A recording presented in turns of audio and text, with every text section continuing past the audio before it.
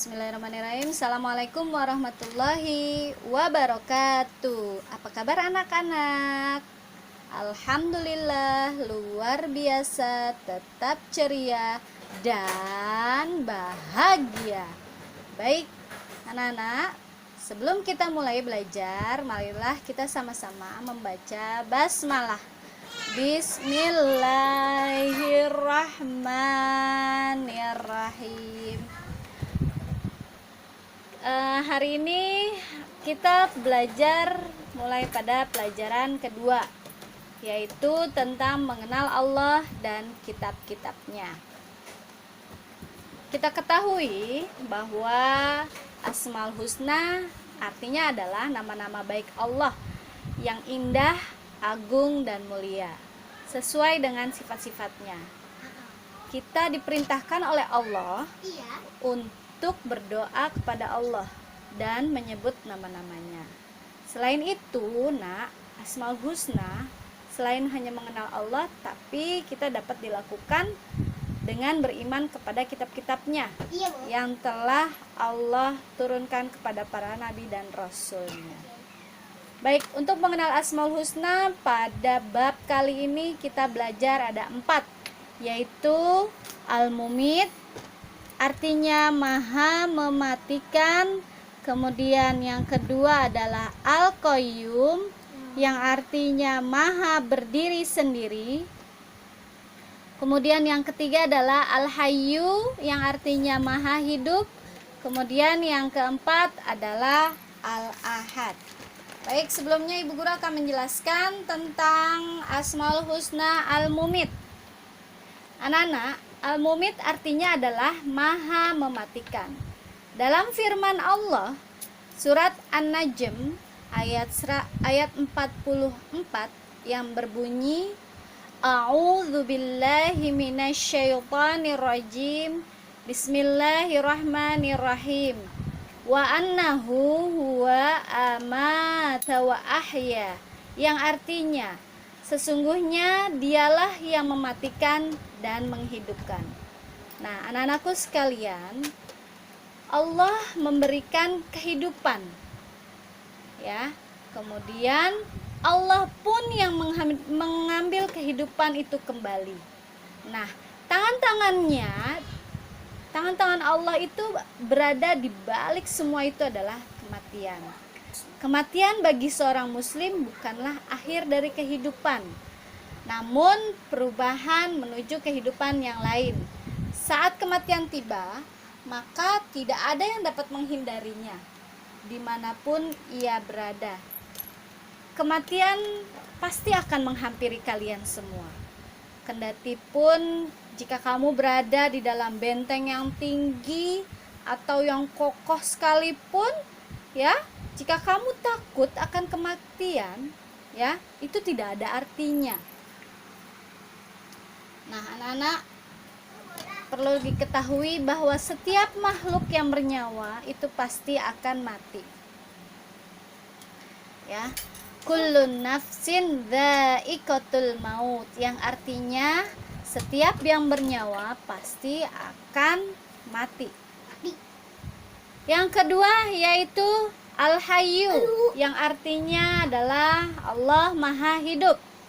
Allah berfirman dalam surat Al-Mu'min ayat 65 yang berbunyi, A'udzubillahi minasyaitonirrajim. Bismillahirrahmanirrahim.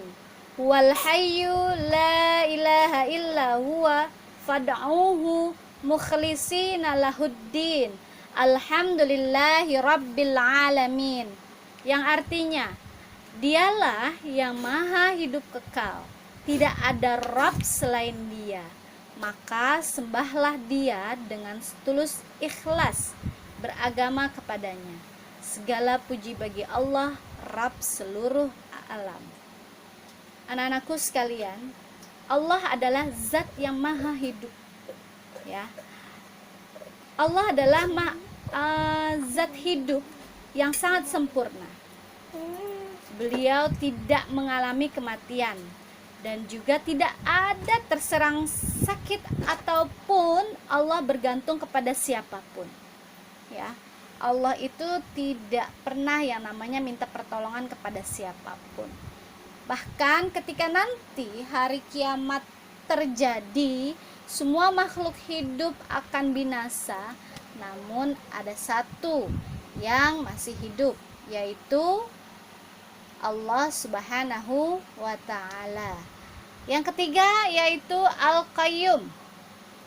Al-Qayyum artinya adalah Allah Maha berdiri sendiri. Dalam firman Allah surat Ali Imran ayat kedua, yaitu A'udzubillahi minasyaitonirrajim. Bismillahirrahmanirrahim. Allahu la ilaha illa huwal hayyul qayyum. Yang artinya Allah tidak ada Rabb selain Dia yang maha hidup, yang terus menerus mengurus makhluknya. Anak-anakku sekalian yang ibu guru banggakan, Allah maha berdiri sendiri. Allah akan abadi, Allah akan kekal, Allah akan esa selamanya, tanpa ada awal dan tanpa ada akhir, tanpa ada berbatas waktunya. Dimanapun tempatnya, dimanapun posisinya, dimanapun situasinya, Allah tidak akan mati.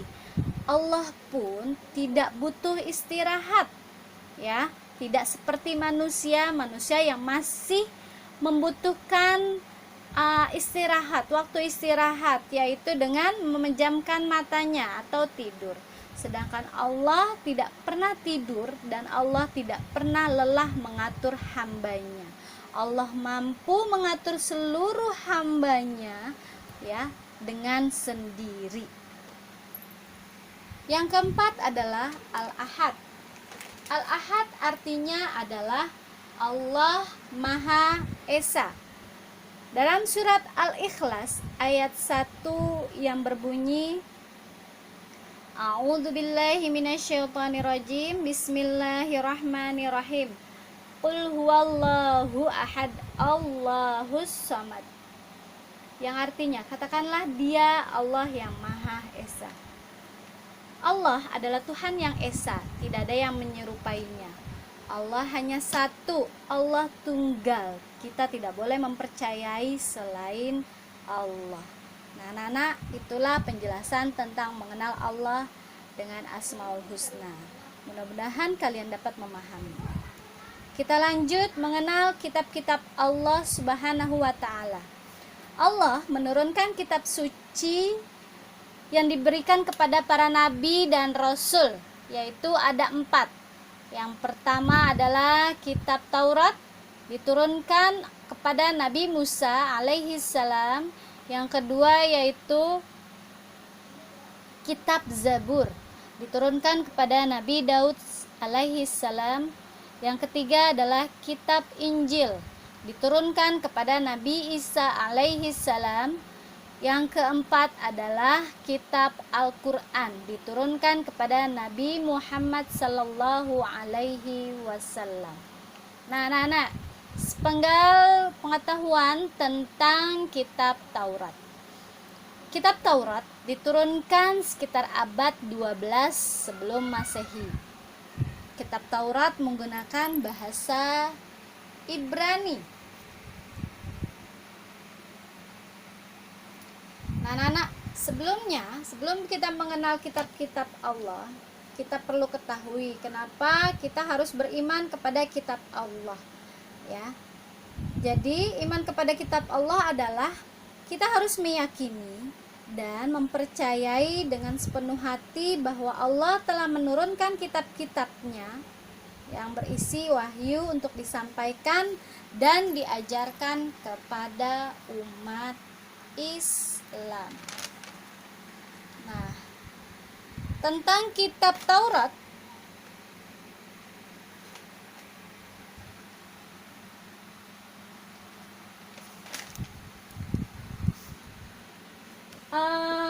pada saat itu Nabi Musa diutus oleh Allah untuk berdakwah kepada Bani Israel, ya.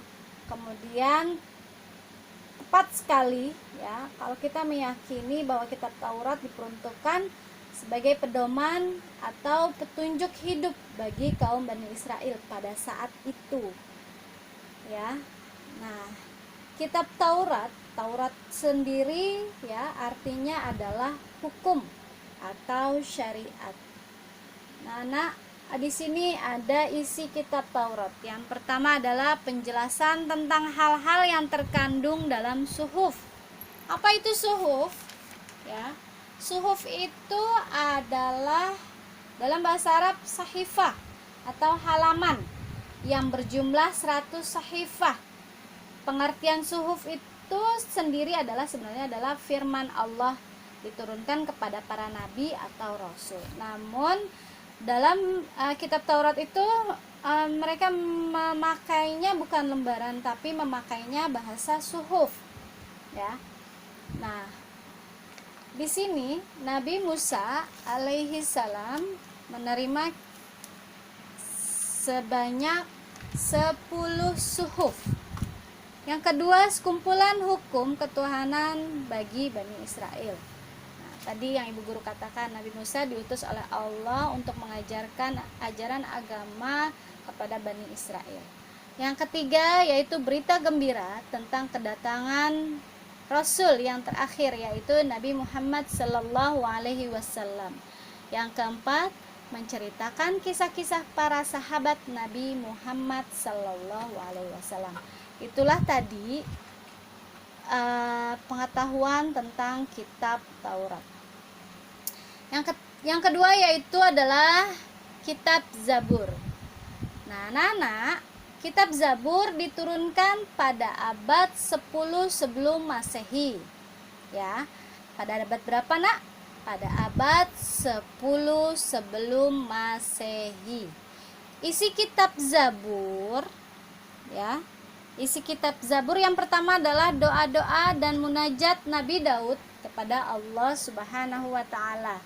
Yang kedua adalah tentang tauhid atau keimanan, ajaran berzikir pada Allah dan nasihat agar selalu mengikuti kebenaran dan hikmah. Itulah tentang kitab Zabur. Yang ketiga adalah kitab Injil. Kitab Injil diturunkan sekitar abad 1 Masehi. Nah, isi kitab Injil, bahasanya menggunakan bahasa Suryani. Kitab ini menjadi pedoman bagi kaum Nabi Isa, yaitu kaum Nasrani. Kalau sekarang kita kenalnya dengan orang-orang yang beragama non-Muslim atau Kristen. Isi kitab Injil yang pertama adalah wahyu Allah, ya, yang disampaikan kepada Nabi Isa yang berisi apa? Pokok-pokok risalah yang dibawanya. Yaitu apa isinya? Tentang keimanan, tentang ketuhanan, ya.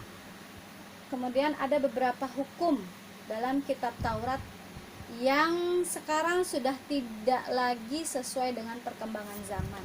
Jadi isi kitab Injil ini sudah banyak perubahan-perubahan sehingga kitab Injil ini tidak kitab Injil yang sekarang ini bukan kitab Injil yang aslinya, ya. Banyak perubahan-perubahan. Hanya Al-Qur'an, kitab Al-Qur'an yang sampai sekarang tidak pernah berubah, tidak berkurang dan tidak bertambah. Kemudian yang kedua isi kitab Injil yaitu memberitakan kabar gembira tentang kehadiran Nabi Muhammad SAW yang akan menyempurnakan ajaran para rasul pendahulunya. Lanjut. Yang terakhir adalah kitab Al-Qur'an. Al-Qur'an diturunkan oleh Allah secara berangsur-angsur. Jadi tidak secara semuanya Allah menurunkan kitab Al-Qur'an, tapi Allah menurunkannya secara berangsur-angsur, yaitu berapa hari. Nah, nih. Jadi dari Al-Qur'an tersebut terdiri dari 30 juz, 114 surat dan 6.236. Ada yang menyebutkan 6.666 ayat. Yaitu diturunkan selama berapa tahun? 22 tahun, 2 bulan, 22 hari. Nah, anak-anak sekalian, adapun hikmah diturunkan Al-Qur'an secara berangsur-angsur, ya. Kenapa Allah menurunkan Al-Qur'an secara berangsur-angsur? Yang pertama adalah agar umat Islam mudah dimengerti, ya, baik dari secara tulisannya, baik dari secara artinya, ya. Yang kedua adalah memudahkan penghafalan dan penulisan dari para sahabat, karena dahulu ketika Rasulullah menerima kitab Allah melalui malaikat Jibril, ya, kemudian para sahabat Rasulullah, beliau-beliaulah yang membantu Rasulullah menulis setiap apa yang firman Allah diturunkan. Sahabatlah yang menulis, Rasulullah yang mengucapkan, kemudian para sahabatlah yang menulisnya, sehingga terkumpullah menjadi satu kitab suci Al-Quran. Yang ketiga yaitu untuk menjawab atau menolak suatu pendapat dan perbuatan. Nah, di sini di dalam Al-Quran lengkap sekali. Kita mau bicara soal hukum, baik hukum yang ada di dunia, itu semua ada dan terangkum di dalam Al-Quran. Kemudian kita ingin bercerita tentang kisah para nabi terdahulu, itu ada di dalam Al-Quran. Kemudian kita ingin mengetahui sejarah kenapa adanya lampu, dan itu pun ada di dalam Al-Quran. Nah, itulah makanya Al-Quran disebut sebagai pedoman hidup umat Islam. Jika kita tidak berpedoman kepada Al-Quran, maka hati dan umat Islam akan hancur. Yang keempat adalah untuk memantapkan pemahaman dan meneguhkan hati Nabi dalam penghafalan dan penulisan dari para sahabat. Nah, anak-anak, perlu diketahui bahwa Al-Quran diturunkan pada malam 17 Ramadan, ya, tepat pada tahun 610 Masehi. Peringatan diturunkannya Al-Quran, ya, disebut Nuzulul Quran. Ayat pertama, wahyu pertama yang Rasulullah dapat pada saat itu yaitu adalah surat Al-Alaq ayat 1 sampai dengan 5, tepatnya yaitu di Goa Hirah, ya. Ketika itu Nabi Muhammad sedang berkhalwat, dan pada saat itu pula Nabi Muhammad diangkat menjadi Nabi dan Rasul Allah untuk menyampaikan risalah-risalahnya kepada umat Islam. Nah, anak-anakku sekalian, di sini ada nama-nama lain Al-Quran. Yang pertama adalah Al-Furqan, yang artinya pembeda antara yang benar dan yang salah. Az-Zikir, yang artinya adalah pemberi peringatan. Yang ketiga adalah Alkitab atau buku. Yang keempat adalah Asyifa, obat penyembuh. Nah, di sini makanya ketika kita sakit hati atau kita punya penyakit, maka bacalah Al-Quran. Insyaallah sakit kita akan diangkat oleh Allah. Yang kelima adalah Al-Hikmah, kebijaksanaan. Nah, di dalam Al-Quran ini jika kita ingin punya masalah, nah Al-Quran lah yang akan menjawab. Yang keenam adalah Al-Huda. Nah, ini artinya adalah petunjuk. Jika kita tersesat dalam limbah dosa, perbuatan yang tidak baik, ya, maka mintalah petunjuk kepada Al-Quran. Makanya Al-Quran disebut sebagai Al-Huda. Yang ketujuh adalah Al-Bayan atau penerang. Yang kedelapan adalah Al-Kalam, artinya firman. Yang kesembilan adalah An-Nur, cahaya. Baik, sampai di sini mudah-mudahan apa yang Ibu Guru sampaikan pada hari ini bermanfaat untuk kalian semua, ya. Anak-anak tetap belajar di rumah, tetap semangat, jangan pernah lelah dalam menuntut ilmu. Sekali lagi Ibu Guru tekankan, ilmu itu tak berbatas waktu. Kita ingin belajar kepada siapapun, ya, sah-sah saja. Bahkan kita belajar dari seorang anak kecil, bisa kita pelajari, ya. Ilmu itu jangan dilihat siapa yang berkata, tapi kita lihat apa yang dikatakan orang tersebut, ya. Ungdur man makola wala tangdur man kola. Lihat apa yang dikatakan seseorang, tapi kamu jangan melihat siapa yang mengatakan itu. Nah, anakku sekalian, selamat belajar, selamat beraktivitas, tetap jaga kesehatan. Mudah-mudahan Allah selalu limpahkan kalian kesehatan, Allah lindungi kalian dimanapun kalian berada. Mari sama-sama kita tutup pembelajaran kita pada hari ini dengan mengucap hamdalah, alhamdulillahi rabbil alamin, subhanaka wa bihamdika asyhadu an la ilaha illa anta astaghfiruka wa atubu ilaik. Billahi taufik wal hidayah. Wassalamualaikum warahmatullahi wabarakatuh.